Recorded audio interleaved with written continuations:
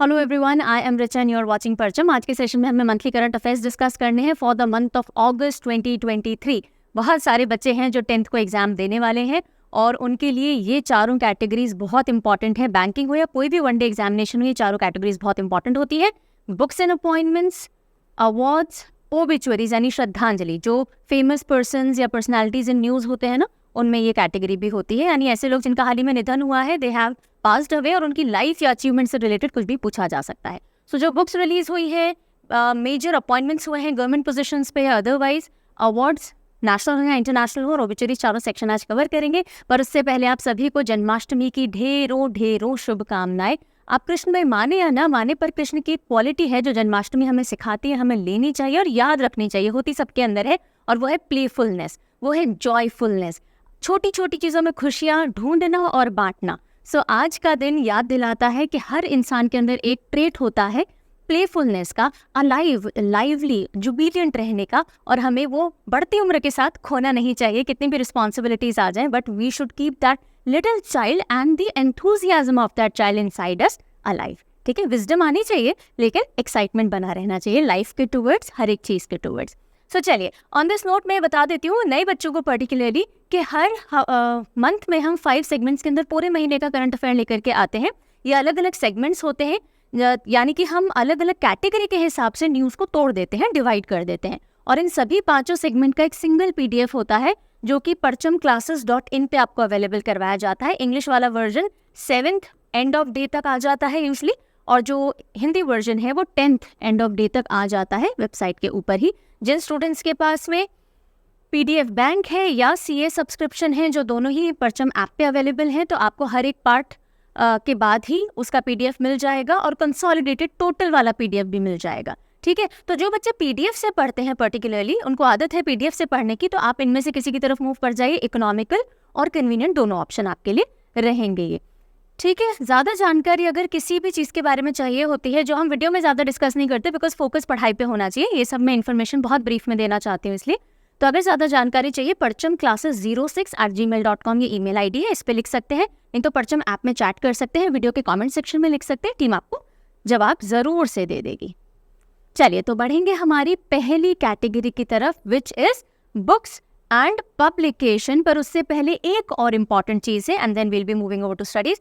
देखिए, बहुत सारे बच्चे कंफ्यूज होते हैं कि मैम परचम से करंट अफेयर्स यूज़ कैसे करें। सो परचम में 4 मेंटोर्स या 4 ट्यूटर्स या फैकल्टी हैं जो आपको हेल्प करती हैं पूरे करंट अफेयर्स में।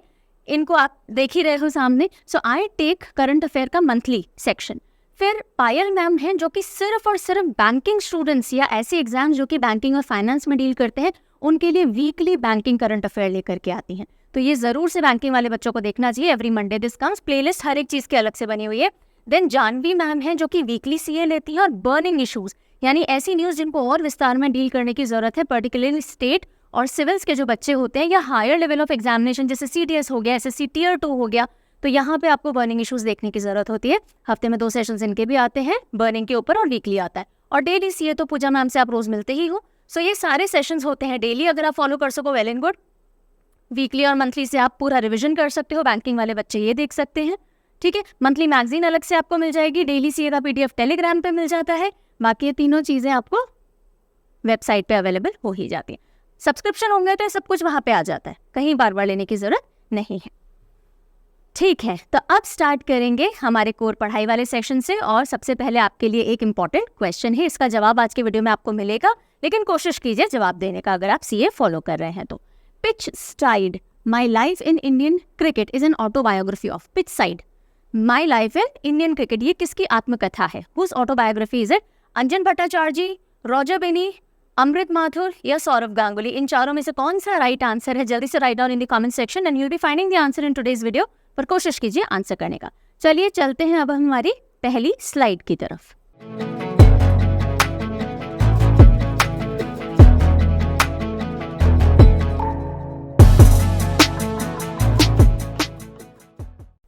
ओके, सो एक बहुत इंपॉर्टेंट बुक जो कि बिल्कुल गांठ बांध लीजिए अच्छे से, एग्जाम में कहीं भी पूछी जा सकती है, और देख सकते हो आप इसको। दैट इज चेतना मारो की वेस्टर्न लेन। ये इंडियन ओरिजिन की ऑथर है, इंडिया में रहती नहीं है पर इंडियन ओरिजिन है, और इनकी किताब है चेतना मारू वेस्टर्न लेन, और जो कि बुकर प्राइज में लॉन्ग लिस्ट में गई है। ओके, लॉन्ग लिस्ट क्या होती है? अब देखिए, बुकर प्राइज होता है। बुकर प्राइज में जब किताबों को फिल्टर किया जाता है कि अच्छा किस किस को कंसिडर करें, पहले लॉन्ग लिस्ट बनती है, फिर उसमें से शॉर्ट लिस्ट बनती है, फिर उसमें से विनर घोषित किया जाता है। तो लॉन्ग लिस्ट में अपनी जगह बनाई है इंडियन ओरिजिन ऑथर चेतना मरू ने, और इनकी डेब्यू नॉवल है, यानी पहली बार इन्होंने नॉवल लिखी। नाम क्या है? नाम है वेस्टर्न लेन। तो वेस्टर्न कंट्रीज में कहीं अगर लेन बदल के इधर उधर जाओगे ना तो मारेंगे लोग। ढंग से चलाइए अपनी गाड़ी, क्या चला रखा है, ठीक है? तो वेस्टर्न कहीं जाएं तो लेन में जाइएगा, वरना मार पड़ने वाली है। तो चेतना मारू ऐसे याद रख सकते हैं अगर आप चाहें तो। इंडियन ओरिजिन ऑथर है, like I told you, India में नहीं रहती है, लंदन के अंदर ये बेस्ड है। एंड इतनी सी बात है जो आपको ध्यान रखनी है। सो वेस्टर्न लेन किसने लिखी है? Maru, Chetna Maru. Okay, next, Neerja Chowdhury release the book titled how prime ministers decide. Neerja Chowdhury ने किताब लिखी है जिसका नाम है हाउ प्राइम मिनिस्टर्स डिसाइड। जो प्राइम मिनिस्टर्स होते हैं वो मेजर डिसीजन, क्रिटिकल डिसीजन किस तरह से लेते हैं उसके ऊपर ही पूरी बात की गई है इस किताब के अंदर। और वर्किंग स्टाइल जो होती है इंडियन प्राइम मिनिस्टर्स की, some of the prominent prime ministers, उनके बारे में डिस्कशन किया गया। कैसे याद रखें? एग्जामिनर सीधा सीधा सवाल पूछेगा, ये बुक है, ये ऑथर है, इस ऑथर ने कौन सी किताब लिखी, एक और किताब किस ऑथर ने लिखी, सीधी बात, ठीक है?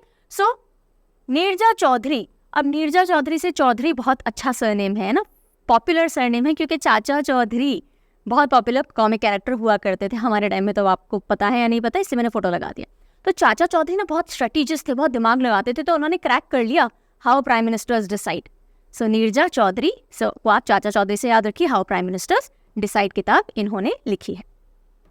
ऋषि राज न्यू बुक कारगिल एक यात्री की जुबानी रिलीज्ड। किताब का नाम क्या है? कारगिल एक यात्री की जुबानी। ये किताब किसने लिखी है? ऋषि राज ने लिखी है। और इसमें जो फॉरवर्ड वगैरह होता है, ये एक मैसेज है जो कि हमारे डिफेंस मिनिस्टर राजनाथ सिंह जी द्वारा भी दिया गया है। So Ajay Bhatt, who is the minister of state of ministry of defence, he has release this book, और इसको लिखा है ऋषि राज ने। तो ये तो आपको सीधे याद रखनी है, कारगिल एक यात्री की जुबानी, ऋषि राज। तो ऋषि लोग बहुत यात्रा भी करते रहते हैं ना, तो आप ये यात्री छोटा सा एक कीवर्ड है जो आप पिक करके ऋषि से एसोसिएट कर सकते हैं कि ऋषि लोग काफी यात्रा करते हैं। तो ऋषि राज ने लिखी है कारगिल यात्री की जुबानी। नेक्स्ट, जो आपसे क्वेश्चन नंबर 1 मैंने किया था उसका आंसर ये रहा, अमृत माथुर's autobiography is pitch side my life in Indian cricket. तो ये जो किताब है pitch side my life in Indian cricket, ये किसकी आत्मकथा है, किसकी ऑटोबायोग्राफी है? अमृत माथुर जी की है, जो कि बहुत लंबे समय तक क्रिकेट एडमिनिस्ट्रेशन के अंदर अपनी सेवाएं दी इन्होंने। कैसे याद रख सकते हैं? देखिए, कीवर्ड उठाइए, पूरा पूरा नाम रटने की जरूरत है। अगर आप इनको जानते हैं, क्रिकेट की दुनिया से वाकिफ हैं, तो काम खत्म हो जाएगा, कुछ नहीं रटना है। नहीं तो देखिए, पिच साइड, पिच साइड से हमारा कीवर्ड क्या होगा? पिच। पिच, जैसे इस पिक्चर में आपको पिच दिख रहा है, और पिच के साइड में यहाँ पे देखो, ये अमृत की बोतल है, पानी नहीं है इस बोतल में, अमृत रखा हुआ है। क्यों? क्योंकि अमृत माथुर जी ने लिखी है ये और उनकी ऑटोबायोग्राफी है। तो पिच के साइड में अमृत की बोतल रखी है, तो पिच साइड और अमृत माथुर याद हो जाने वाला है। आज मैंने इमेजेस डाली है सो दैट आपको समझ में आए, जो स्पेशली नए बच्चे हैं, कि जब आप इमेजिन करते हैं ना टेक्निक्स को, तो टेक्निक रटनी नहीं होती है, दिमाग को बस एक पिक्चर दिखानी होती है। अगर आपने इमेजिनेशन में वो इमेज सेट कर ली, आपको किसी तरह की रिविजन की बहुत ज़्यादा ज़रूरत नहीं पड़ेगी, टेक्निक को बार बार रिवाइज करने की ज़रूरत नहीं पड़ेगी। वरना क्या लगेगा, मैम इससे तो आंसर ही याद कर लें, हम टेक्निक याद करें। तो टेक्निक याद नहीं करनी है, बस एक पिक्चर दिखा दो, पिच के साइड में अमृत की बोतल रखिए, कहाँ जाएगी ये इमेज दिमाग से? नहीं जाएगी। चलिए आ जाइए। गोवा गवर्नर श्रीधरन पिल्लई, गोवा के गवर्नर कौन है? श्रीधरन पिल्लई है। ऑथर 3 बुक्स, उन्होंने 3 बुक खुद से लिखी हैं। He has authored those books. और उनकी थीम क्या है बुक्स की? ट्रीज, नेचर, जियो पॉलिटिक्स, इन सब के ऊपर उन्होंने बुक लिखी है। कौन सी वो 3 बुक्स है? पहले नाम देखिए। Heritage trees of Goa, heritage trees of Goa, Goa के गवर्नर श्रीधरन पिल्लई ने लिखी है। Then when parallel lines meet, when parallel lines meet, and third is Anthapriya Kavithakal, मतलब I think my dear poems, ऐसे करके कुछ इसका ट्रांसलेशन होता है। सो ये 3 बुक्स हैं जो कि गोवा के गवर्नर ने लिखी हैं, ठीक है। एंड इनमें से एक जो बुक है trees, heritage trees of Goa, वो बंगाल के वेस्ट बंगाल के गवर्नर ने उसको अनवील किया है, सीवी आनंद बोस जी ने। और जो बाकी 2 किताबें हैं वो दामोदर मौजो, जो कि ज्ञानपीठ विनर है फ्रॉम गोवा, उन्होंने अनवील की है। Moving ahead, you can see 2 books here, one on this side, one on other side. तो पहले ये देख लेते हैं। आईएएस ऑफिसर है आशुतोष अग्निहोत्री। क्या नाम है? आशुतोष अग्निहोत्री, अग्निहोत्री। और उन्होंने अपनी किताब लिखी है कुछ अधूरे शब्द। कुछ शब्द हम बोल जाते हैं और कुछ शब्द अधूरे रह जाते हैं। जो अधूरे रह जाते हैं उनको हमने आग लगा दी, इसलिए तो अधूरे रहने हैं ना, हमने बोले ही नहीं, तो हमने बोला चूल्हे में डालो, आग में डालो, कुछ लोग ऐसे बोलते हैं। सो आग में डालो, भट्टी में डालो, वेरेवर। सो अग्निहोत्री, अग्नि, आशुतोष अग्निहोत्री से आप आशुतोष गोवारिकर देख सकते हो, आशुतोष राणा देख सकते हो, किसी भी आशुतोष को जानते हो उसको देख सकते हो, आशुतोष अग्निहोत्री जी को जानते हो उनको देख लीजिए, नहीं तो अग्नि ले लीजिए। कुछ अधूरे शब्द रह गए, हमने उनको अग्नि में डाल दिया, बात खत्म हो जाती है। आगे आते हैं, new book drunk on love, drunk on love, life vision and songs of Kabir, Kabir Das ji थे ना। सो कबीर जी के जो दोहे हैं, जो भी उन्होंने लाइंस लिखी हैं, उसका एक पूरा एक तरह से कंपाइलेशन है ड्रंक ऑन लव। और किसने लिखी है ये? Vipul Rikhi, Vipul Rikhi. So we are drunk on love on the lines of Kabir, Kabir ji ने जो लिखी है, we are all drunk on his work. So we are, ये वाले वी आर के लिए हम वी आर लिख सकते हैं, we are drunk on love, किसके लव पे? कबीर जी ने जो लिख दिया ना, उनके लव पे। ठीक है, चलो आगे चलते हैं। अगली जो दो किताबें हैं, सेकेंड और थर्ड एडिशन है। ये second edition, I am so sorry, okay, ये सेकेंड एडिशन है और ये थर्ड एडिशन है। और इस किताब का ये कंपाइलेशन है बेसिकली, इनका फर्स्ट एडिशन पहले रिलीज हो चुका है। सबका साथ, सबका विकास, सबका विश्वास, पीएम मोदी की जो भी स्पीचेस हैं उनका कंपाइलेशन है। तो ये जो सेकेंड एडिशन है, इसमें जून 2020 से मई 2021 तक का कंपाइलेशन है, जून 2021 से मई 2022 तक का कंपाइलेशन थर्ड एडिशन में। किताबों का नाम सेम ही है। और किसने इनको रिलीज किया है वो देख लेते हैं। तो शिवराज सिंह, ये नहीं जाएंगे, okay, Shivraj Singh and Anurag Thakur releases books based on speeches of PM Modi. Speeches का कंपाइलेशन है और उसका कंपाइलेशन का नाम क्या है? सबका साथ, सबका विकास, सबका विश्वास। अनुराग ठाकुर, शिवराज सिंह चौहान कौन है, बताने की जरूरत है तो देख लीजिए। Union minister of information broadcasting, youth affairs and sports, तो अनुराग सिंह ठाकुर हो गए। और शिवराज सिंह चौहान कौन है? सीएम है एमपी के। बस आगे चलते हैं। BJP national president Shri JP Nadda, इन्होंने रिलीज की है outlook groups coffee table book. Coffee table book क्या होती है? जो एक नॉर्मल बुक तो छोटी पतली थोड़ी लैंड्स पोर्ट्रेट मोड में होती है ना, इस तरह की। कॉफी टेबल बुक यूजुअली या तो स्क्वायर होती है या थोड़ी बड़ी बुक्स जो होती है ना, उनको कहते हैं कॉफी टेबल बुक्स। सो उस बुक का टाइटल क्या है? Six and Modi, a journey of 9 years। Six and Modi, Sikh और मोदी, इनके ऊपर एक किताब है जो कि लिखी किसने है? इन्होंने लिखी नहीं है जेपी नड्डा जी ने, सिर्फ वो रिलीज की है। वो बुक लिखी है प्रभलीन सिंह ने। प्रभलीन सिंह जी ने उसको ऑथर किया है कि सिख कम्युनिटी या समुदाय के साथ में पीएम मोदी और उनकी सरकार का किस तरह का रिश्ता रहा है। अपने कार्यकाल में 9 सालों में उन्होंने क्या क्या किया सिख कम्युनिटी के लिए। और इस बुक को रिलीज किया जेपी नड्डा ने। और जेपी नड्डा जी ने जो भाषण दिया उसके बाद उन्होंने हाईलाइट किया है बीजेपी गवर्नमेंट के क्या क्या कॉन्ट्रीब्यूशंस रहे हैं। तो उसमें पहला एक पॉइंट आया, foreign contribution regulation act registration करवाया गया श्री हरमंदिर साहब का, यानी कोई भी सिख पूरी दुनिया में कहीं से भी यहाँ पे अपना डोनेशन दे सकता है। देन जीएसटी वेवर, जो लंगर बनाया जाता है, लंगर के जो आइटम्स होते हैं उन पर जीएसटी नहीं देना होता है अब। और वीर बाल दिवस की शुरुआत की, जिसमें कि जो गुरु गोबिंद सिंह जी के साहिबजादे हैं, 2 साहिबजादे जिनको हम कहें जिन्होंने शहादत हासिल की, उनकी ऑनर के अंदर 26 दिसंबर को 2022 से ये दिन वीर बाल दिवस ऑब्जर्व किया जाता है। तो ये कुछ रिलेशन है मोदी गवर्नमेंट और सिख कम्युनिटी का। ठीक है, तो ये हो गए सारे इंपॉर्टेंट बुक्स एंड पब्लिकेशंस जो पूरे अप्रैल महीने के अंदर इंपॉर्टेंट थे, हमारे काम के थे। ठीक है, बहुत हो गया इस बार। ऑल राइट, चलो। सो अब हम जाएंगे अपॉइंटमेंट्स की तरफ, which is the second category. और ऐसे आपको नहीं जाने देंगे, एक इन्फॉर्मेशन यहाँ भी देंगे, क्योंकि देखिए मेरा काम है थोड़ा थोड़ा बताते चलना। बहुत सारे बच्चों को पता होता है तो उनको इरिटेटिंग लगता है मैम हर वीडियो में क्यों, लेकिन जो नए बच्चे हैं वो परेशान होते हैं, फिर उनको लगता है कहाँ ढूंढे क्या ढूंढे, कुछ नहीं पता। So let me tell you briefly. Recent launches हैं। अगर आपको सीए की तैयारी करनी है, अब कोई एग्जाम दे रहे हो, अभी तक करंट अफेयर शुरू से तैयारी नहीं किया परचम के साथ में, तो जैन टू जून अलग अलग महीने का लेके पढ़ने की जरूरत नहीं है। ये एक 6 मंथ की मैगजीन ले लीजिए, इसमें बहुत अच्छी तरह से कैटेगरी वाइज आपको सारी न्यूज़ वेल ऑर्गेनाइज तरीके से मिल जाएगी। और ये परचम ऐप पे तीनों ही डॉक्यूमेंट अवेलेबल है। सो 6 मंथ की मैगजीन आप यहाँ से ले सकते हो। उसके बाद जुलाई और अगस्त आप मंथली सीए से पढ़ सकते हो। जब आपने एक बार डिटेल तैयारी कर ली और एग्जाम की 1 रात या 2 रात पहले बैठ करके आप वापस मैगजीन नहीं पढ़ोगे ना, तो आप क्या करोगे, आप रिवीजन के लिए सीए रफ्तार का इस्तेमाल कर सकते हो। इसमें यही सारी 6 मंथ की हेडलाइंस या 2-3 लाइन के अंदर सारी न्यूज़ उसी तरह से वेल ऑर्गेनाइज आपको मिल जाएगी। और अगर आपको एमसीक्यूज प्रैक्टिस करने हैं तो सवाल बुकलेट, ई बुकलेट की तरफ चले जाइए। ये हर क्वार्टर में यानी हर 3 महीने में एक बार निकलती है और पूरा एनुअल सब्सक्रिप्शन भी है। तो हर क्वार्टर के 300 से भी ज़्यादा आपको MCQ CA के यहाँ मिल जाएंगे विथ एक्सप्लेनेशन। तो आप यहाँ से प्रैक्टिस भी कर सकते हो, तैयारी भी कर सकते हो, यानी क्विक रिविजन भी कर सकते हो। ठीक है जी, तो इन सब का इस्तेमाल करना हो तो परचम ऐप पे जाके चेकआउट कर लीजिए। अगेन कोई भी डाउट हो, कोई भी चीज़ कन्फ्यूजन हो रही हो तो गलत चीज़ मत बाय कीजिएगा, बेटर है आप पूछ लीजिए परचम ऐप पे, वीडियो के कमेंट सेक्शन में, मेल पे, कहीं भी आप पूछ सकते हो। ठीक है, चलो क्वेश्चन नंबर 2 अपॉइंटमेंट से रिलेटेड एक क्वेश्चन है आपके लिए, आंसर कीजिए, आता है तो, नहीं आता तो सीखिए। Justice Subhasis Talapatra has been appointed as the chief justice of which high court. हाल ही में इनका अपॉइंटमेंट हुआ है।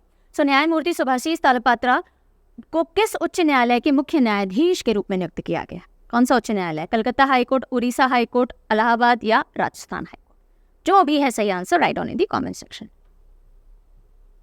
ओके, अपॉइंटमेंट की तरफ चलते हैं। एस परमेश, क्या नाम है जी? S Paramesh appointed as ADG of coast guard. ADG additional director general.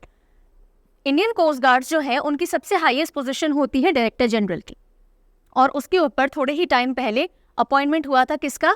Rakesh Pal ji का। कहीं तो लिखा हुआ होगा हमने, राकेश पाल जी, DG राकेश पाल। पल पल पल पल हर पल कैसे कटेगा पल हर पल। हमारा कोस्ट पे ड्यूटी लगा दिया तो कैसे पल पल काटे, किसी भी तरह से। ये मैंने आपको पहले भी याद करवाया था वैसे, है ना। हमें पल पल अपने तटों की रक्षा करनी पड़ती है, तो इसलिए राकेश पाल जी को डायरेक्टर जनरल बनाया था। अब एडिशनल डायरेक्टर जनरल बनाया गया है किसको? एस परमेश जी को। तो हम पल पल परमेश्वर को भी तो याद करते हैं ना। तो पल पल कोस्ट की रक्षा करते हुए परमेश्वर जी को याद कर लीजिए, तो SS परमेश आपको याद रह जाएंगे। इंडियन कोस्ट गार्ड अगस्त 1978 में शुरुआत हुई थी इसकी, कोस्ट गार्ड एक्ट 1978 के तहत, और ये एक separate armed force, independent armed force की तरह वर्क करता है। ये कुछ स्टैटिक इन्फॉर्मेशन होती है जो पढ़ते चलनी चाहिए, जहाँ जहाँ भी लगता है इंपॉर्टेंट है, क्योंकि एग्जामिनर सिर्फ करंट नहीं, उससे जुड़ी स्टैटिक से भी क्वेश्चन पूछता है। अमिता रानी, अब नेक्स्ट न्यूज में कौन सा नाम है? Who is the person? Amita Rani. Amita Rani has been appointed additional director general of military nurse service. Amita Rani ji को सैन्य नर्स सेवा के अतिरिक्त महानिदेशक के रूप में नियुक्त किया गया है।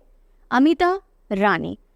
अब यहाँ पे देखो, अगर मैं लिखती हूँ अमिता और रानी तो AR आता है, तो नर्स यूजली क्या करती है? अरे क्या कर रहे हो, इंजेक्शन लगाने दो, या आपका पूरे वाइटल स्टार्ट्स मुझे लेने दो। तो ये नर्स आप देख लीजिए। क्यों नर्स? क्योंकि हम बात कर रहे हैं मिलिट्री नर्स सर्विस की। वैसे यूनिफॉर्म में होनी चाहिए, लेकिन सिर्फ याद कराने के लिए कि नर्स क्या बोल रही है, क्योंकि इनसे आप आइडेंटिफाई नहीं कर पाओगे कि मिलिट्री नर्स सर्विस से जुड़ी हुई है, इसलिए आपको नर्स की पिक्चर देखनी पड़ेगी। वो बोल रही है uh let me put the drip, let me put the injection, let me take your statistics. तो अर से AR यानी अमिता रानी आपको याद रह जाना चाहिए। ठीक है, इतनी सी बात है, आगे चलेंगे।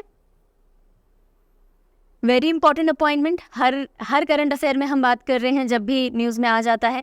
Parminder Chopra, first woman to become CMD of PFC power finance corporation, उसकी chairperson and managing director.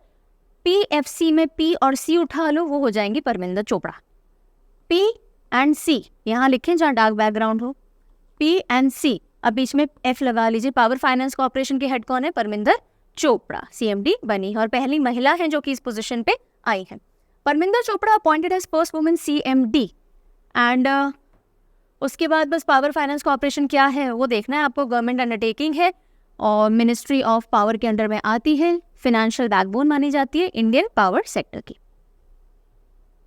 R Doraiswamy appointed as MD of LIC, life insurance corporation जो है उसके अंदर मैनेजिंग डायरेक्टर के तौर पे अपॉइंट किया गया है R दोराईस्वामी जी को, और इन्होंने किसको रिप्लेस किया है?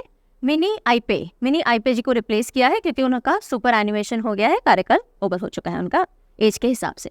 और टोटल 4 MDs या मैनेजिंग डायरेक्टर्स LIC में थे, पहले मिनी आईपे जी थी, उनकी जगह अब R दोराईस्वामी आ गए हैं। M जगन्नाथ हो गए, तबलेश पांडे हो गए, और सतपाल भानु हो गए। सतपाल भानु जी का भी हाल ही में अपॉइंटमेंट किया गया था। सो दोराईस्वामी, दो राय नहीं है ना कि भाई LIC करवानी चाहिए सबको, लाइफ इंश्योरेंस करवानी चाहिए, इसमें कोई दो राय नहीं है ना। तो दोराईस्वामी LIC के मैनेजिंग डायरेक्टर है, one of the 4 managing directors. आगे बढ़ेंगे। ओके, नीलकंठ मिश्रा UIDAI के अंशकालिक अध्यक्ष के रूप में नियुक्त किए गए हैं, यानी पार्ट टाइम चेयरमैन।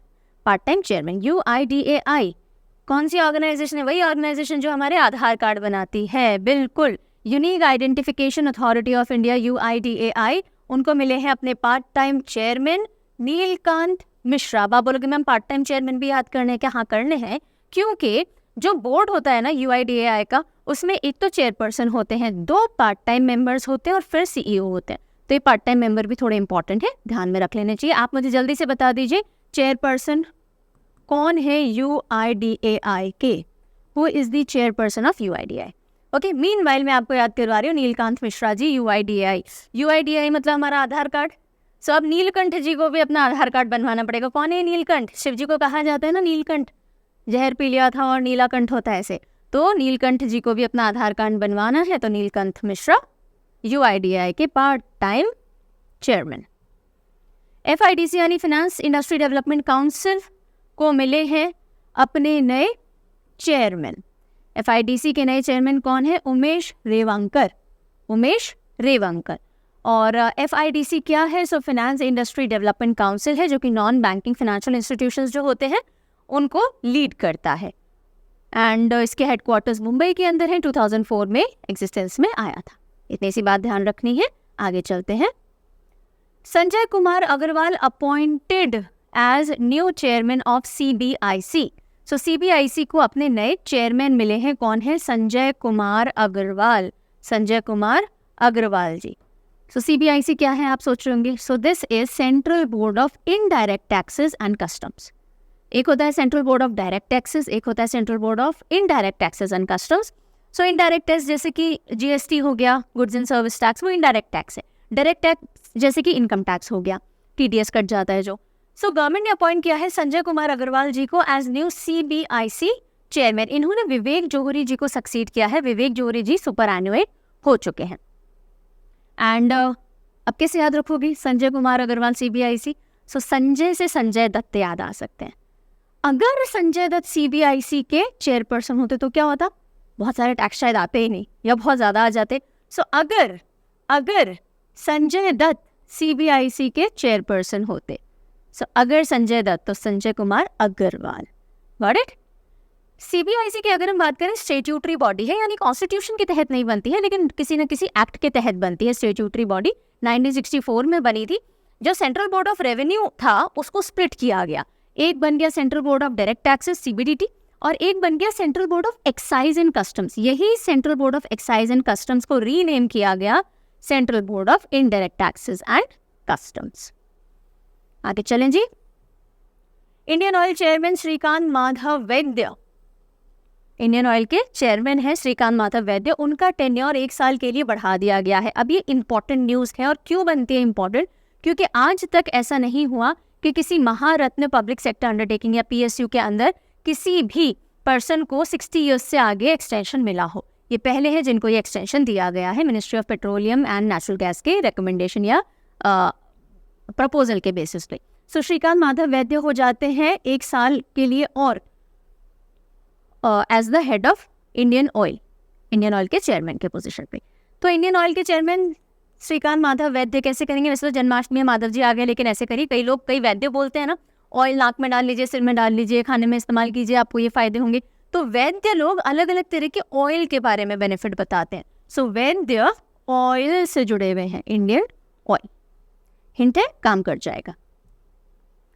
ये आगे आपके सेकंड क्वेश्चन का आंसर जो मैंने आपसे पूछा था। Justice Subhasish Talapatra officially appointed as 33rd chief justice of Odisha high court. और कौन है जो ओथ दिलवाते हैं? गवर्नर जो होते हैं उस स्टेट के, वो ओथ दिलवाते हैं। तो गणेशी लाल जी ने ओथ दिलवाई है तलपात्रा जी को। कैसे याद करें? पत्र उड़ गया। सो तलपत्रा पत्र और उड़ीसा से उड़ गया, पत्र उड़ गया। आप हाई कोर्ट में थे, आप अपनी अर्जी वर्जी लगाने आए थे और इतने में वो पत्र उड़ गया। हाई कोर्ट देख लीजिएगा, वरना तलपत्रा जी कहाँ किधर के थे उड़ीसा में वो भूल जाएंगे आप। नेक्स्ट हम आते हैं नेशनल ग्रीन ट्रिब्यूनल यानी राष्ट्रीय हरित अधिकरण के अंदर एक इम्पॉर्टेंट अपॉइंटमेंट होता है किसका? चेयरपर्सन का। सो जो नेशनल ग्रीन ट्रिब्यूनल है उसको जजेस ही हेड करते हैं या लीड करते हैं, और उनमें जो चेयरपर्सन है वो एक रीसेंट अपॉइंटमेंट हुआ है, एंड किन को बिठाया गया इस पोजीशन पे? जस्टिस प्रकाश श्रीवास्तव जी को। Justice Prakash Shrivastava appointed as NGT chairperson, chairperson यानी कि अध्यक्ष नियुक्त किया गया है। फॉर्मर चीफ जस्टिस रह चुके हैं कलकत्ता हाई कोर्ट के, like I was telling you, इस पोजीशन पे जो जजेस वगैरह हैं वही बिठाए जाते हैं। और 6 जुलाई 2023 को सेंटर ने जस्टिस शिव कुमार सिंह को एक इनकम्बेंट या एक्टिंग चेयरपर्सन के तौर पे लाया था, और अब उनकी जगह प्रॉपर अपॉइंटमेंट हो गया है किनका? प्रकाश श्रीवास्तव जी का। तो देखिए ग्रीन पौधे जो होते हैं, यानी कोई भी हरियाली या ग्रीन चीज होती है, वो प्रकाश के प्रेजेंस में ही ज्यादा बढ़ती है। तो यहाँ से आ रहा है प्रकाश श्रीवास्तव जी, ये ग्रीन यानी नेशनल ग्रीन ट्रिब्यूनल, दोनों का एसोसिएशन इजिली हो जाएगा।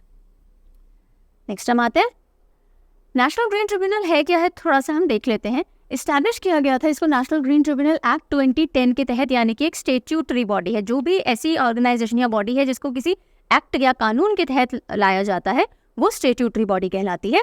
ट्रिब्यूनल के अंदर चेयरपर्सन होता है, जो अभी कौन है? प्रकाश श्रीवास्तव जी हैं। जुडिशियल मेंबर्स होते हैं, एक्सपर्ट मेंबर्स होते हैं, ऑल आर जजेस। They hold office for 5 years और रीअपॉइंटमेंट नहीं होता इनका। देन चेयरपर्सन जो है उनको central government chief justice of India की कंसल्टेशन से अपॉइंट करती है, और एटलीस्ट 10 या maximum 20 full time judicial members या एक्सपर्ट मेंबर्स इस पूरे ट्रिब्यूनल में हो सकते हैं, 10 से 20 तक। Sachin Tendulkar to be EC's national icon, election commission जो है उसके नेशनल आइकन के तौर पे सचिन तेंदुलकर जी के साथ में एक MOU साइन किया गया है। चीफ इलेक्शन कमिश्नर हमारे राजीव कुमार जो है, उन्होंने 3 साल का एक अनुबंध या MOU साइन किया है सचिन तेंदुलकर के साथ में। वो क्या करेंगे? वो वोटर अवेयरनेस स्प्रेड करेंगे, भाई वोट करना चाहिए। इससे पहले जो पंकज त्रिपाठी हैं उनको भी नेशनल आइकन के तौर पे EC ने अपॉइंट किया था। BPCL announce Rahul Dravid as brand ambassador. BPCL क्या है? भारत पेट्रोलियम कॉर्पोरेशन लिमिटेड है। भारत पेट्रोलियम कॉर्पोरेशन लिमिटेड ने राहुल द्रविड़ जी को ब्रांड एम्बेसडर के तौर पे अपॉइंट कर लिया है। और BPCL की अगर हम बात करें, 3 रिफाइनरीज की वर्क करती हैं बीना, कोची और मुंबई के अंदर। मुंबई हेडक्वार्टर्ड ये है। इंडिया की 2nd largest oil marketing company है। फर्स्ट कौन सी है? Oil India limited. Infosys ropes in यानी ब्रिंग्स इन या adds Rafael Nadal and Iga Swiatek as ambassadors for brand Infosys and digital innovation. जो इन्फोसिस कंपनी है पूरी कंपनी के लिए, या वो जो भी डिजिटल इनोवेशन करेंगे उसके लिए 2 ब्रांड एम्बेसडर वो लेकर के आई है कंपनी। एक है ईगा श्वाइटेक जो कि विमेन टेनिस में नंबर 1 प्लेयर है, और एक है राफेल नडाल। और इन्फोसिस के MD और CEO की बात करें तो कौन है? सलील पारिक, बहुत परख है। हाँ, स्पोर्ट्स के ब्रांड एम्बेसडर लाए हैं इन्फोसिस के लिए। Assam's Kaziranga national park to get its first women field director. 118 साल पुराना काजीरंगा नेशनल पार्क है, और पहली बार एक वुमेन फील्ड डायरेक्टर अपॉइंट हुई है जो कि लीड करेंगी। और उनका क्या नाम है? घोषणा हुई है, बहुत बड़ी घोषणा, क्योंकि बहुत सालों में पहली बार ही वुमेन फील्ड डायरेक्टर आई है काजीरंगा नेशनल पार्क पे। घोषणा से हो जाएंगी IF officer, IFS Indian forest services से आती हैं ये, सोनाली घोष। घोषणा से याद रखिएगा, घोष बहुत बड़ी घोषणा है, और इसीलिए आपके लिए काजीरंगा नेशनल पार्क का बोर्ड भी लगा है। ये वर्ल्ड हेरिटेज साइट भी है, और घोषणा हुई है कि सोनाली घोष बन गई हैं पहली women field officer Kaziranga national park and tiger reserve की। यूनेस्को वर्ल्ड हेरिटेज साइट 1985 में बन गया था। ये जाना जाता है मेजरली अपने 1 हॉर्न राइनोज, एक सींग वाले गैंडे के लिए। और 2022 के सेंसस के हिसाब से 2613 ग्रेटर बड़े साइज के 1 हॉर्न राइनोज यहाँ पे पाए गए। Sunil Gavaskar joins mid wicket stories as principal advisor. Sunil Gavaskar जो कि एक जाना माना फेस और पर्सनालिटी हैं, उन्होंने मिड विकेट स्टोरीज को ज्वाइन किया है as principal advisor. Mid wicket stories basically ऐसा प्लेटफॉर्म है जहाँ पुराने जो भी दिग्गज खिलाड़ी रह चुके हैं क्रिकेटर्स, वो साथ आते हैं और अपने समय की कथा कहानी और जो भी एक्सपीरियंसेस है वो शेयर करते हैं। सो इसमें अब सुनील गावस्कर जी ने प्रिंसिपल एडवाइजर के तौर पे ज्वाइन कर लिया है। इतनी सी बात ध्यान रखनी है। आगे चलिए। NS Viswanathan appointed as non executive chairman of Axis Bank. Axis Bank के नॉन एग्जीक्यूटिव चेयरमैन, क्या होता है नॉन एग्जीक्यूटिव चेयरमैन? एक होता है चेयरमैन यानी उसी ऑर्गेनाइजेशन में काम कर रहे हैं और चेयरमैन की पोजीशन संभाली हुई है। नॉन एग्जीक्यूटिव का मतलब है कि वो उस ऑर्गेनाइजेशन से डायरेक्टली जुड़े हुए नहीं है, लेकिन वो उनको चेयरमैन की पोजीशन पे बिठाया गया, अदरवाइज वो सीधे मतलब वो चेयरमैन की पोजीशन पे आए हैं from outside, and that is non executive. ठीक है, कितने टाइम के लिए? 3 साल के लिए इनको अपॉइंट किया गया, आरबीआई ने अप्रूवल दे दिया इस अपॉइंटमेंट के लिए। एक्सिस बैंक की बात करें, 1993 में बना था, मुंबई महाराष्ट्र में हेडक्वार्टर्ड है। Rakesh Makhija is the chairman, MD CEO है अमिताभ चौधरी। एक्सिस और Amitabh Chaudhry, okay, and tagline है बढ़ती का नाम जिंदगी। SBI Life appointed Amit Jhingran as MD and CEO। SBI Life है ना, लाइफ इंश्योरेंस विंग जो है SBI का, SBI लाइफ, उसके नए MD एंड CEO के तौर पे कौन आए हैं? झिंगरन साहब। झिंगरन साहब याद करने के लिए मैंने अनादर बिल्कुल नहीं कर रही, सिर्फ याद कराने की कोशिश कर रही हूँ। ये आप सब जानते होंगे, क्रिकेट बोलते हैं इसको इंग्लिश में, और हिंदी में बोलते हैं झिंगुर। ठीक है, तो SBI लाइफ झिंगुर का भी लाइफ इंश्योरेंस करता है। नहीं तो SBI लाइफ में बहुत झिंगुर मिलते हैं, या सबकी लाइफ में SBI सबकी लाइफ में झिंगुर कहीं ना कहीं आया ही होगा, तो झिंगरन साहब याद कर लीजिएगा। ओके, और SBI लाइफ इंश्योरेंस की बात करें तो एक जॉइंट वेंचर है ये, state bank of India and BNP परिवास credit Cardiff, my bad. So BNP परिवास Cardiff, basically आप ये BNP याद रख लो, मुझे भी पूरा नाम याद नहीं है क्योंकि मुझे भी इंपॉर्टेंट नहीं लगता ज़्यादा, बट ये एसोसिएशन याद रखो। बैंकिंग स्टूडेंट्स आपके लिए इंपॉर्टेंट होता है, क्योंकि आपका करंट में से बहुत डेप्थ स्टैटिक पूछ लिया जाता है, सो बैंकिंग स्टूडेंट्स को तो ढंग से याद रखना ही पड़ेगा। BNP पारिबास कार्डिफ और SBI के बीच का ये जॉइंट वेंचर है। Largest insurance companies in India में से एक है, ओवर 10% शेयर इस इंडस्ट्री में SBI लाइफ ने होल्ड कर रखा है।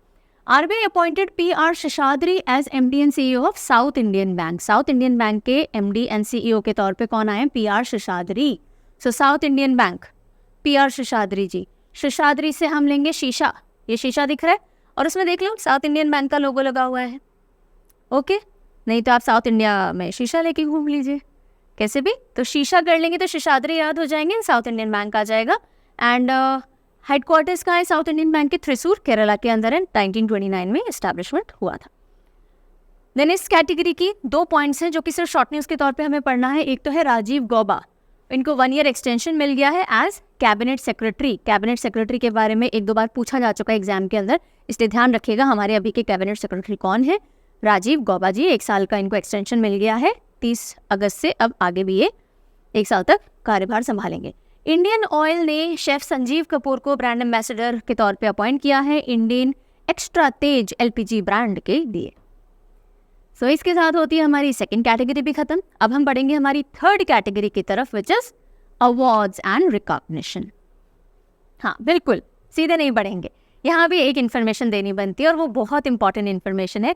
अगर SSC के अंडर में कोई भी एग्जाम दे रहे हो, जैसे कि CGL, JEE, CPO, CHSL, MTS, इस बार के जो निकल के कोई बात नहीं, जो आने वाले हैं या जो अगले साल भी आप दोगे, तो ये एग्ज़ाम PYQ तैयार किए बिना नहीं देने हैं। कोई भी एग्ज़ाम PYQ तैयार किए बिना नहीं देना है, बिकॉज 2 ही डॉक्यूमेंट है जो आपको बता सकते हैं कि एग्ज़ाम में क्या पूछा जा सकता है। एक है सिलेबस, दूसरा है PYQ, और इसलिए आपके लिए एक बहुत बड़ा और बहुत ऑर्गेनाइज तरीके से कंपाइलेशन लाया गया है। जनरल अवेयरनेस GK GS जो हम बोलते हैं, 2022 से 18 में जितने भी पेपर्स हुए हैं, history, geography, polity, economy, science, static, GK, computer, अलग अलग करके 10,000 से भी ज़्यादा PYQs पिछले 5 साल के कंपाइलेशन हमने लाए हैं, और ये आपको परचम ऐप पे मिल जाएगा डॉक्यूमेंट। अगर तैयारी कर रहे हैं please make use of it.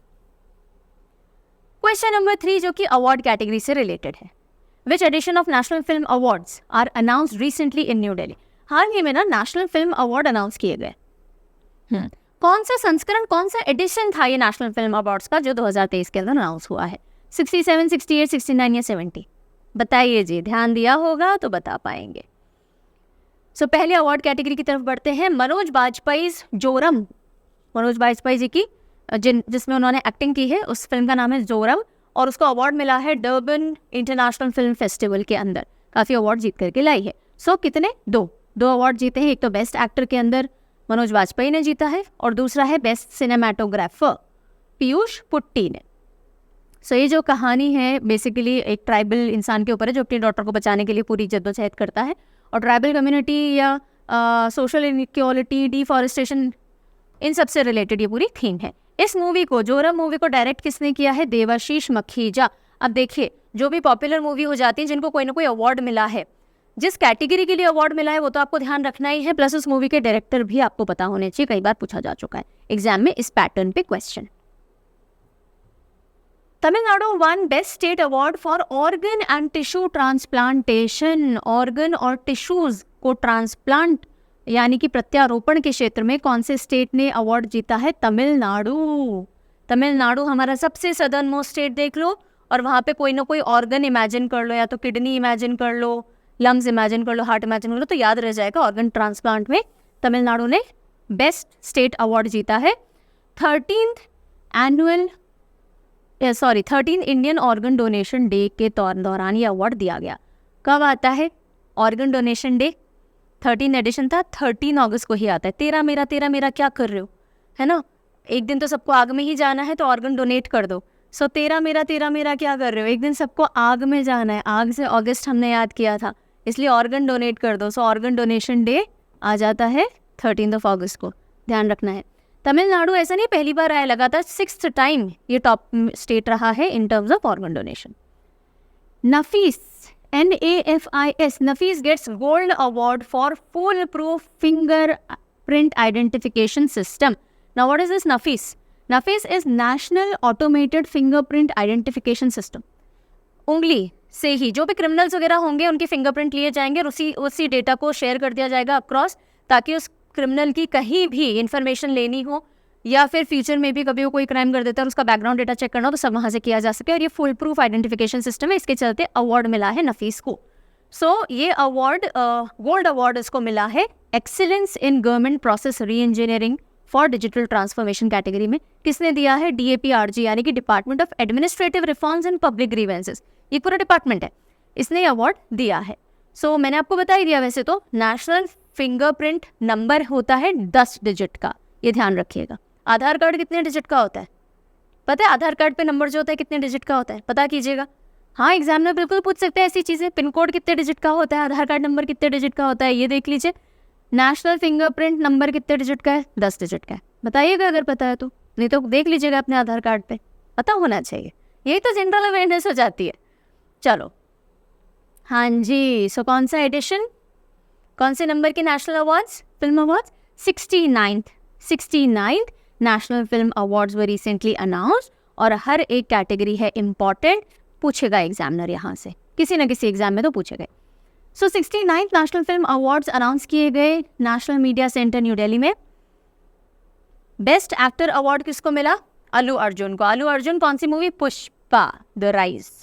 Pushpa बोले तो फ्लावर समझी क्या है, वही है। डायरेक्ट किसने किया है? सुकुमार। डायरेक्टर्स याद कर लीजिएगा जी। बेस्ट एक्ट्रेस अवार्ड 2 लोगों के बीच में शेयर हुआ, एक रही आलिया भट्ट फॉर गंगूबाई काठियावाड़ी और दूसरा कृति सैनन फॉर मिमी। ओके, यहाँ पे आप मुझे बताइएगा मिमी के डायरेक्टर, मैंने जान करके मेंशन नहीं किया है। यहाँ तो संजय लीला भंसाली सबको पता होंगे। Best feature film Rocketry, Rocketry को बेस्ट फीचर फिल्म मिला और R Madhavan is the director.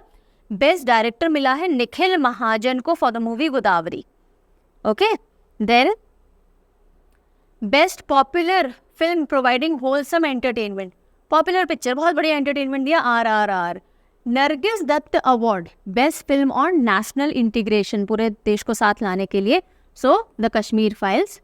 Best supporting actor Pankaj Tripathi मिमी मूवी के लिए। Best Hindi film Sardar Udham. पहले क्या होता था, जब नेशनल अवार्ड्स दिए जाते थे ना, रीजनल मूवीज से स्टार्ट किया गया था, इसलिए बेस्ट हिंदी फिल्म कैटेगरी आज तक भी हमको देखने को मिलती है। सरदार उधम बेस्ट हिंदी फिल्म के अंदर आया है। स्पेशल जूरी अवार्ड गया है शेरशाह को, जिसको कि डायरेक्ट किया है विष्णुवर्धन ने। ओके, सो ये सारे पॉपुलर कैटेगरीज, मतलब इंपॉर्टेंट कैटेगरीज हो गए। इसके अलावा देख लीजिए नेशनल फिल्म अवार्ड की शुरुआत कब हुई? 1954 में, in the name of state awards. पहले इनको क्या कहते थे? स्टेट अवार्ड्स कहते थे। 1967 में 2 अलग अलग कैटेगरीज में अवार्ड दिए जाने लगे, एक्टर्स को अलग और टेक्नीशियंस को अलग। 1967 में शुरुआत हुई, फर्स्ट अवार्ड इन कैटेगरीज में 68 में दिए गए। प्रेसिडेंट ऑफ इंडिया जो है वो ये अवार्ड हैंड ओवर करते हैं, और नरगिस दत्त और उत्तम कुमार ये पहले एक्ट्रेस और एक्टर रहे जिनको कि नेशनल फिल्म अवार्ड से सम्मानित किया गया। Then grand cross of order of honour PM Modi को मिला है, और पहली बार ये ग्रीस का सबसे हाईएस्ट ऑनर माना जाता है, और पहली बार किसी फॉरेन प्राइम मिनिस्टर को दिया गया, मतलब ग्रीस के लिए तो ये फॉरेनर ही हुए ना, और इंडिया से भी पहले कोई प्रधानमंत्री बने जिनको ये मिला है। Prime minister Modi becomes the first foreign head of government हमारे यहाँ prime minister to be awarded the grand cross of order of honour by Greece. तो grand cross of order of honour कौन सा देश देता है? ग्रीस देता है। पीएम मोदी को मिला है and he has become the first prime minister और head of government outside of Greece to have gotten this award. और आउटस्टैंडिंग कंट्रीब्यूशन जो दोनों देशों के बीच के रिश्तों को स्ट्रॉन्ग करने के लिए किया, इसलिए इस अवार्ड को दिया गया है। पहले पीएम बन जाते हैं इंडिया से, ठीक है। 1975 से इसको दिया जा रहा है, वहाँ की प्रेसिडेंट ने हैंड ओवर किया है। ओके, चलिए, स्वामित्व Yojana of ministry of Panchayati राज। पहले तो ये देखिएगा कि जो स्वामित्व योजना है, अभी हम देखेंगे क्या है, कौन सी मिनिस्ट्री देती है। ये देती है मिनिस्ट्री ऑफ पंचायती राज। किसके अंडर में आती है योजना? स्वामित्व योजना मिनिस्ट्री ऑफ पंचायती राज के अंडर में। So Svamitva Yojana of ministry of Panchayati Raj gets national award for e governance 2023। E governance 2023 के राष्ट्रीय पुरस्कार किसको दिया है? स्वामित्व योजना, जो कि पंचायती राज के अंडर में आती है। अब स्वामित्व का फुल फॉर्म देख लीजिए। सर्वे ऑफ विलेजेस, आबादी and mapping with improvise technologies in villages area. Basically जितना भी लैंड है ना, सो उसकी मैपिंग करना डिजिटल टेक्नोलॉजी से और उसका सारा डेटा डिजिटल में रखना, ताकि किसी भी तरह का कोई भी विवाद, प्रॉपर्टी डिस्प्यूट या जब ओनरशिप ट्रांसफ़र हो, रजिस्ट्री हैंडओवर वगैरह होती है, तो सब कुछ डिजिटल डेटा रहे। सो ये जो ई गवर्नेंस था, ये बहुत अच्छे से स्वामित्व योजना ने किया है, उसके तहत इसको प्राइज़ दिया गया है। ऑब्जेक्टिव मैंने आपको समझा दिया। और application of emerging technology for providing citizen centric services, ये इस कैटेगरी के अंदर अवार्ड दिया गया है स्वामित्व स्कीम। ये जो 26 national conference on e governance हुई, ये बेसिकली इंदौर मध्य प्रदेश के अंदर हुई, और इसका थीम क्या रहा? ये 26 एडिशन था। ये पूरी कॉन्फ्रेंस ऑन ई गवर्नेंस कहाँ हुई? इंदौर मध्य प्रदेश में। इसकी थीम रही डेवलपिंग इंडिया, एम्पावरिंग सिटीजन्स, और उसी के तहत ये अवार्ड दिया गया स्वामित्व स्कीम को। एमबीबीएस की स्टूडेंट प्रियन सेन ने जीता मिस अर्थ इंडिया 2023 का खिताब। This is how news comes, right. Important क्या है, हमें क्या ध्यान रखना है? मिस अर्थ इंडिया 2023 किसने जीता है? प्रियन सेन ने जीता है। सो यहाँ देखते हैं, prion Sen crown Miss Earth India 2023। अब देखिए, एक होता है miss world, basically miss India होता है, जो कि बाद में जाकर के compete करते हैं अलग अलग देशों की सुंदरियों से, और वो मिस वर्ल्ड प्रतियोगिता बोली जाती है, ठीक है। ये कौन कराता है? ये फेमिना मिस इंडिया हम बोलते हैं ना, फेमिना करवाता है। एक होता है डीवा मिस यूनिवर्स या इंडिया यूनिवर्स। इसमें जो जीतती हैं वो मिस यूनिवर्स के लिए compete करती हैं। मिस इंडिया में जो जीतेगा फेमिना मिस इंडिया में, वो मिस वर्ल्ड के लिए compete करेगा। डीवा में जो जीतेगा वो मिस यूनिवर्स के लिए compete करेगा। फिर स्पॉन्सरशिप राइट मिले, एक और स्पॉन्सर्स बीच में आते हैं, और डिवाइन। सो डिवाइन के अंडर में दो और प्रतियोगिता होती हैं। एक होती है मिस अर्थ इंडिया चुनने के लिए, जिसके अंदर प्रियन सेन जीती हैं। अब ये किससे कॉम्पीट करेंगी? बाकी देशों से जो भी इस पोजीशन पे विनर्स रहे हैं। फाइनली मिस अर्थ को चूज किया जाएगा। ये कंपटीशन कहाँ होगा? ये होगा वियतनाम में दिसंबर के अंदर। फिर डिवाइन के अंतर्गत ही मिस इंटरनेशनल इंडिया का भी हुआ। सो जो भी अलग अलग देशों से इस टाइटल को जीतेंगी, इंडिया से भी जाएंगी, वो मिस इंटरनेशनल के लिए कम्पीट करेंगी, और वो कहाँ होगा? जापान में होगा, ठीक है। तो इस तरह से 4 अलग अलग क्राउन्स के लिए कॉम्पिटिशन चलता है। आई होप आपको ब्रीफ में मैं समझा पाई हूँ। सो अभी हम बात कर रहे हैं, अच्छा, मिस वर्ल्ड जो होना है 2023, इस बार इंडिया होस्ट करेगा, ठीक है। तो मिस वर्ल्ड कौन सा है? जिसमें फेमिना मिस इंडिया में जो जीती थी हमारे यहाँ से, वो भी पार्टिसिपेट करेंगी मिस वर्ल्ड के लिए।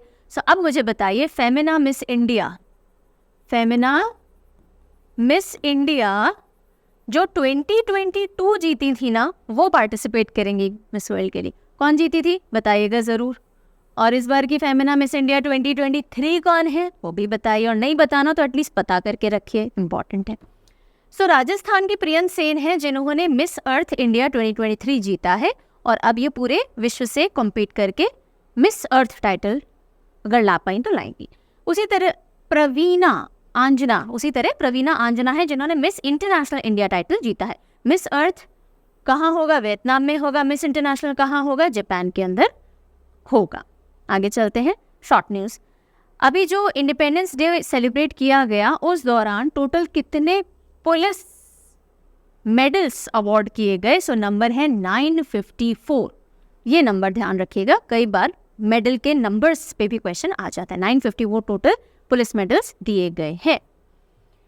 सो हो जाती है अवार्ड एंड रिकॉग्निशन की कैटेगरी भी खत्म। अब बढ़ते हैं फोर्थ कैटेगरी की तरफ। इस बार काफ़ी सारे प्रोमिनेंट पर्सनैलिटीज़ हैं जिनको हमें डिस्कस करना है, बिकॉज काफ़ी सारे लोगों का निधन हुआ है। सो ओबिचुअरीज एक थोड़ी लंबी कैटेगरी इस बार रहेगी, हर बार काफ़ी कम रहता है, but this time we'll have a little longer session on this. Who is known as toilet man of India who passed away recently? Bharat के टॉयलेट मैन के नाम से किसे जाना जाता है जिनका हाल ही में निधन हो गया है? बिंदेश्वर पाठक, राजेंद्र सिंह यादव पाएंग या कैलाश सांकला? ये सब किसी न किसी टाइटल के साथ इंडिया से जुड़े हुए हैं, लेकिन आपको बताना टॉयलेट मैन ऑफ इंडिया इनमें से किसको टाइटल दिया गया है। चलिए, सो पहली पर्सनालिटी जिसको हमें डिस्कस करना है, राजयोगिनी दादी प्रकाशमणि। राजयोगिनी दादी प्रकाशमणि जी के ऊपर एक स्टैम्प 5 रुपीज़ का इशू किया गया और उसी के बारे में हमें न्यूज़ डिस्कस करनी है। President Draupadi Murmu releases postage stamp in memory of Dadi Prakashmani. सो दादी प्रकाशमणि फॉर्मर चीफ रह चुकी हैं ब्रह्मा कुमारीज की। ब्रह्मा कुमारीज एक पूरा मुहिम है जो कि मेजरली फीमेल लेड है और स्पिरिचुअल ऑर्गेनाइजेशन है, और उसकी ये फॉर्मर चीफ रह चुकी है। इनकी 16th डेथ एनिवर्सरी पे इनके ऑनर के अंदर स्टैम्प निकाला गया है under my stamp initiative of department of posts, ministry of communication. Then famous poet writer Jayanta Mahapatra हैं जिनका हाल ही में निधन हो गया। अच्छा, जिन बच्चों को नहीं पता गया, जो नए जुड़े हैं, क्योंकि अदरवाइज मैं हर बार बता देती हूँ कि क्वेश्चन कैसे बनेगा, क्या पूछा जाएगा इनमें से किनका निधन हुआ? नहीं, जैसे मैंने अभी आपसे पूछा टॉयलेट मैन ऑफ इंडिया किसे कहते हैं, क्यों आएगा ये क्वेश्चन? बिकॉज उस इंसान का न्यूज़ में कहीं ना कहीं मेंशन हुआ है। इसी तरह से पूछा जा सकता है कि जयंत महापात्र कौन सी फील्ड से जुड़े हुए थे, तो ये एक पोएट थे, ठीक है, तो आपको पता होना चाहिए। क्यों पूछेगा एग्जामिनर? अगेन क्योंकि न्यूज़ में बने रहिए। So famous poet writer Jayanta Mahapatra passed away और पहले इंडियन पोएट थे जिनको साहित्य अकादमी अवार्ड इंग्लिश पोएट्री के लिए दिया गया था। Very very important. इनको पद्मश्री से सम्मानित किया गया 2009-2009 में, लेकिन 2015 में इन्होंने वो रिटर्न कर दिया क्योंकि इंडिया में जो राइजिंग इनटॉलरेंस है, किसी भी चीज़ को लेकर हम टॉलरेंट नहीं है ना, हम एडजस्ट करना तो भूल ही चुके हैं, उस चीज़ से ये भी बहुत परेशान थे, इन्होंने वो लौटा दिया। इनके कुछ बहुत पॉपुलर पोम्स रही, जैसे इंडियन समर, हंगर, जिनको कि बहुत उत्कृष्ट मॉडर्न लिटरेचर का वर्क माना जाता है। इनका जन्म कटक के अंदर हुआ। Legendary statistical scientist C.R. Rao passes away. C.R. Rao centres भी है। सो C.R. राव जी जो है लेजेंडरी स्टैटिस्टिकल साइंटिस्ट रह चुके हैं, उनका हाल ही में निधन हो गया at the age of 103। One of India's greatest mathematicians and statisticians, और इनको इंटरनेशनल प्राइज इन स्टैटिस्टिक्स 2023 में हाल ही में मिला था, जो कि इक्वलेंट माना जाता है Nobel prize in the field of statistics. And he was born in Telugu family in Ballari, Karnataka, जो कि अब कर्नाटका में है। जब उनका बर्थ हुआ था तब मद्रास प्रेसिडेंसी में आता था। इनको पद्म भूषण, पद्म विभूषण दोनों मिल चुके हैं। पद्म भूषण इनको 1968 में, विभूषण 2001 में दिया गया। Then Adobe's John Warnock passes away. Adobe की जो हम PDF बोलते हैं ना, उसकी जब शुरुआत हुई तो 2 पार्टनर्स थे, और उनमें से एक जो को-फाउंडर थे जॉन वार्नॉक, उनका निधन हो गया। ओके, और यहीं से PDF का फुल फॉर्म हो जाता है important portable document format, right. Next, so the answer to the question that I had asked you, who is known as the toilet man of India?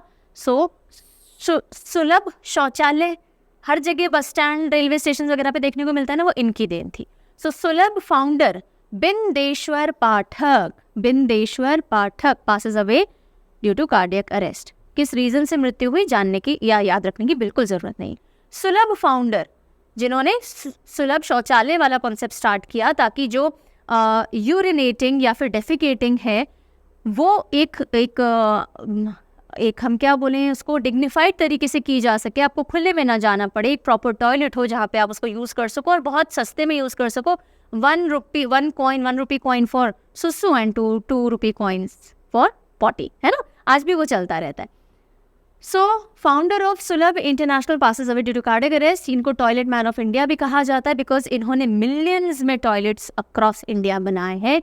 घरों में जो टॉयलेट्स वाला कॉन्सेप्ट स्टार्ट हुआ और public laboratories जो शुरू हुई और उसमें भी पर्टिकुलरली इन्होंने 2 पिट टेक्नोलॉजी इंट्रोड्यूस की, जिससे कि प्रॉपर जो इंसान जाकर के और पूरा कचरा बाहर निकालते वो सारा सिस्टम बंद हो गया, ऑटोमेटिकली डिकम्पोज हो जाता है। 2 पिट टेक्नोलॉजी इनकी देन थी। 1991 में इनको पद्म भूषण से सम्मानित किया गया। उसी के साथ साथ गांधी पीस प्राइज 2016, गवर्नमेंट का जो स्वच्छ भारत मिशन है ना, जिसके तहत टॉयलेट्स वगैरह बनते हैं, उनमें भी इनका बहुत इंपॉर्टेंट रोल है। Then Lal Bahadur Shastri national award for excellence in public administration से इनको सम्मानित किया गया 2017 के अंदर। So toilet man of India, नाम याद रहेगा बिंदेश्वर पाठक। बिंदेश्वर पाठक ये ब्राह्मण फैमिली से थे, लेकिन जब कभी भी इनको दिखता था ना कि ऊंच नीच होती है, जो सो कॉल्ड नीची जातियाँ बोली जाती हैं, उनको मंदिर में एंट्री नहीं दी जाती, तो उन्होंने बोला नहीं, अब मैं ऐसे काम में जाऊंगा जिससे सबको एक डिग्निटी तो मिल सके, वो सबके लिए समान है। सुसु पॉटी सबको करनी होती है ना, और सबको एक डिग्निफाइड मैनर में करने को मिले, तो इन्होंने ये काम चूज किया। क्यों? क्योंकि इनका बीपी बढ़ता था। ये डिस्क्रिमिनेशन देख करके सोसाइटी में ऊंच नीच क्या होती है, इंसान इंसान होता है। सो बीपी से याद रखिएगा, Bindeshwar Pathak ji so called high cast के थे, लेकिन सबके लिए इन्होंने काम करना ही अपने जीवन का उद्देश्य बनाया। चलिए, एमिनेंट साइंटिस्ट पद्म M.R.S. राव, पद्म M.R.S. राव जी का निधन हुआ है हाल ही में। और एम रंगस्वामी सत्यनारायण राव पूरा नाम है, लेकिन पॉपुलरली इनको M.R.S. राव के नाम से जाना जाता है। पद्म क्यों? क्योंकि पद्मश्री से सम्मानित किए जा चुके हैं 2010 में। साइंस और इंजीनियरिंग की फील्ड में इन्होंने अपना काफ़ी कंट्रीब्यूशन दिया, एमिनेंट साइंटिस्ट रह चुके हैं, और ये पहले साइंटिस्ट थे जिन्होंने क्रोमैटिन बायोलॉजी पे इंडिया में रिसर्च शुरू की थी। सो क्रोमोसोम के अंदर भी क्रोमैटिन के ऊपर रिसर्च स्टार्ट करने वाले scientist. Former DRDO chief, defence research and development organisation. So former DRDO chief VS Arunachalam ji का निधन हो गया, और इनको बहुत इंपॉर्टेंट अवार्ड से सम्मानित किया जा चुका है। शांति स्वरूप भटनागर अवार्ड 1980 में, पद्म भूषण, पद्म विभूषण। क्यों? क्योंकि इंजीनियरिंग और साइंस एंड टेक्नोलॉजी में इन्होंने कंट्रीब्यूशन दिया। इन्हीं के कार्यकाल के दौरान ये जो हम लाइट कॉम्बैट एयरक्राफ्ट की बात करते हैं, उसको इंट्रोड्यूस किया गया। IGMDP आज जो हम बात करते हैं, integrated guided missile development programme, वो इनके टाइम में स्टार्ट हुआ। इस तरह के काफ़ी सारे डेवलपमेंट DRDO में इनके दौरान किए गए। Renowned author Hari Narke passes away in Mumbai. एक बहुत प्रोमिनेंट ऑथर रहे हरि नारके, और इनके इंपॉर्टेंट कंट्रीब्यूशन क्या थे? ये पहले फॉर्मर मेंबर भी थे महाराष्ट्र बैकवर्ड क्लास कमीशन के। ऑल्सो जो पूरी एक कमिटी बनाई गई, रंगनाथ पठारे कमिटी, जिसको काम दिया गया कि आप एविडेंस इकट्ठा कीजिए कि मराठी एक एंशिएंट लैंग्वेज है या नहीं है, तो उसका भी ये एक अहम हिस्सा थे, मेंबर थे। अब यहीं पे बात आती है एंशिएंट लैंग्वेजेस। तो चलिए, 6 एंशिएंट लैंग्वेजेस हैं इंडिया में, है ना? कौन कौन सी हैं? इंपॉर्टेंट है, लिखने का मन हो, थके नहीं हो तो लिख दीजिए, और नहीं मन है तो पढ़ लीजिएगा। Ancient languages of India. Then Telugu Sanskrit scholar Kandalakunta Alaha Singacharyulu passes away. So अब ये क्यों इंपॉर्टेंट है? क्योंकि बहुत रिसेंटली इनको पद्मश्री दिया गया है। 2021 के अंदर 2023 में he was awarded Padmashri for his contribution to Sanskrit literature and education. So इन बस मेनली यही ध्यान रखना है आपको, तेलुगु और संस्कृत लैंग्वेजेस में बहुत ज़्यादा उत्कृष्ट काम करने के लिए सिंगाराचार्युलु जी को पद्मश्री दिया गया था। Sanskrit scholar, Telugu scholar. Next, renowned physicist Bikash Sinha, physicist Bikash Sinha, and he passed away. Padmashri again and Padma Bhushan 2010 में। फॉर्मर डायरेक्टर रह चुके हैं Saha institute of nuclear physics and variable energy cyclotron centre के। ये पूरा सेंटर का नाम याद रखने की जरूरत आपको नहीं है। जब कभी भी one of the highest civilian award से किसी को सम्मानित किया जाता है, वो पर्सनैलिटी बहुत इंपॉर्टेंट हो जाएगी, आपको ध्यान रखनी ही है। Congress leader and former speaker Vakkom Purushothaman passes away. So Vakkom Purushothaman ये सबसे लॉन्गेस्ट टाइम तक स्पीकर रह चुके हैं केरला असेंबली के। उसके साथ साथ लेफ्टिनेंट गवर्नर अंडमान निकोबार के, governor of Mizoram, governor of Tripura. So he has been an important political figure और हाल ही में इनका निधन हो गया। देन मराठी पोइट नामदेव ढोंडो महानोर, इनका भी निधन हुआ है। पद्मश्री से 1991 में इनको सम्मानित किया गया और ये पोइट हैं, ये भी आपको ध्यान रखना पड़ेगा। Padma Bhushan awardee IAS officer N Vittal passed away. N Vittal ji को architect of India's IT sector कहा जाता है, क्योंकि जब ये सर्व कर रहे थे as chairman of telecom commission तो इन्होंने बहुत मेजर रोल प्ले किया है नेशनल टेलीकॉम पॉलिसी जो हमारी थी 1994 की, उसको अप्रूवल दिलाने में, और उसी के साथ साथ जो भी सॉफ्टवेयर टेक्नोलॉजी पार्क्स वगैरह डेवलप होने, सॉफ्टवेयर का पूरा सेटिंग इंडिया के अंदर लाना, उन सब में इनका बहुत मेजर कॉन्ट्रीब्यूशन है वित्तल साहब का, और इसके लिए इनको पद्म भूषण भी दिया गया 2012 के अंदर। ठीक है जी, ये फाइनल क्वेश्चन जाते जाते आपके लिए, that is Bhadarwah rajma and Ramban Sulai honey, ये 2 प्रोडक्ट हैं जिनको GI टैग मिला है रिसेंटली किसी स्टेट या यूनियन टेरिटरी से। आपसे पूछा जा रहा है कि ये भद्रवा राजमा और रामबन सुलई शहद किस स्टेट या यूनियन टेरिटरी से GI टैग्ड है, बताइएगा ज़रूर इन दी कमेंट सेक्शन। वहाँ जाते जाते थॉट, छोटा सा पर बहुत बड़ा काम का, be present, not present in the class, be present in the moment. आजकल ना मल्टीटास्किंग या फिर हम ऑलरेडी इतने थॉट्स में उलझे हुए होते हैं बिकॉज स्टिमुलस बहुत सारे हैं, जैसे ही फ़ोन उठाया स्टिमुलस की बाढ़ आ जाती है, ये देख लो, ये सुन लो, ये पढ़ लो, है ना। सो क्योंकि टेक्नोलॉजी इतनी बढ़ गई है, स्टिमुलाई भर भर के आते हैं और इसके चक्कर में किसी भी मोमेंट में हम पता नहीं कहाँ कहाँ घूम रहे होते हैं। So it is very important to try and come back and be present. खा रहे हैं तो पूरा अटेंशन खाने पे, सुन रहे हैं पूरा अटेंशन सुनने पे, खाली बैठे थोड़े टाइम अपने प्रेजेंस को फील करिए। क्यों? ऑब्वियसली क्वेश्चन आना चाहिए, क्यों ऐसा करें, दिमाग को स्लो क्यों करें? Because this will help you increase concentration, this will help you imbibe and enhance your cell memory. जो भी अभी हुआ है बहुत लंबे समय तक नहीं भूलोगे अगर आप उसको 100% कम्प्लीटली फील करोगे। हम जब जी रहे होते हैं, हमारी बॉडी में बहुत सारे सेल्स हैं जो कि सब एक साथ जी रहे हैं। जब आप उसको किसी एक्सपीरियंस का 100% पार्ट बनाओगे, वो आपकी सेल मेमोरी तक पहुंचेगा। पढ़ रहे हैं, पूरा फोकस सिर्फ उसी टॉपिक पे, ये नहीं सोचना अच्छा इसके बाद क्या पढ़ना था, अच्छा पहले क्या पढ़ा था, अच्छा एग्जाम आ रहा है, अच्छा उधर ये भी देखना है, वो भी खेलने जाना है। No, try and be present. किसी फ्रेंड से बात करो, पूरे कॉन्सेंट्रेशन से सिर्फ बात करो। यूजली हम खाना खाते खाते टीवी मोबाइल देखते हैं। Stop, try and stop doing that. ठीक है, तो मल्टीटास्किंग पे आज बात नहीं करूंगी, आज बात करूंगी बी प्रेजेंट पे। ठीक है, जब जो करो कोशिश कीजिए तब सिर्फ वो करिए, देखिएगा आपका कंसंट्रेशन, फोकस, दिमाग को शांत रखने का जो मेडिटेटिव हम बोलते हैं ना, ये भी एक फॉर्म ऑफ मेडिटेशन है, टाइम बीइंग प्रेजेंट। सो कभी कोशिश कीजिएगा करने की, और अच्छा लगे तो ऑफन कीजिएगा। सो ये था आज का छोटा सा थॉट। आई होप पूरे सेशन को एंजॉय किया होगा, समझ में आ गया होगा। जल्दी मिलेंगे अगले सेशन में जिसमें हम स्टेट न्यूज़ डिस्कस करेंगे, और उसी से रिलेटेड मैंने GI टैग वाला क्वेश्चन भी पूछा था।